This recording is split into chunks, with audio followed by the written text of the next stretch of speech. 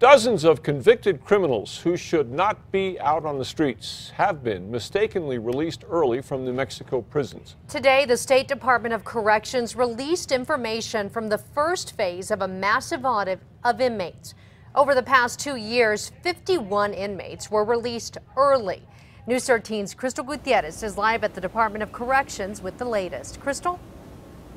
The Corrections Secretary says they're doing everything they can to prevent this from happening again. Now, the list includes drug pushers, a child molester, and even a convicted double murderer. The reason? Human error, including bad math. We've got a handful, I think it's 6 or 7, that had already committed new crimes and gone back to jail.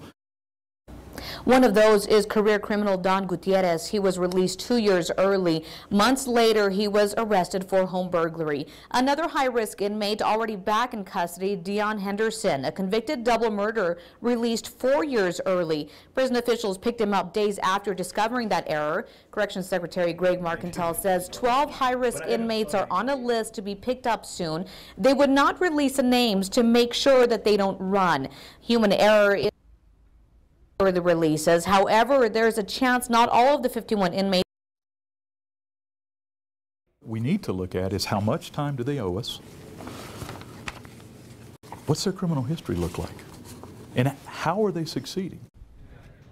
Now, the Secretary says about 90% of those released early had less than a year to serve, some only months. If nonviolent offenders are working and abiding by their probation conditions, they may be able to get a break.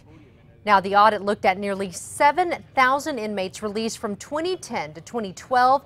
Corrections officials will now dive into violent offenders released from 2006 to 2010.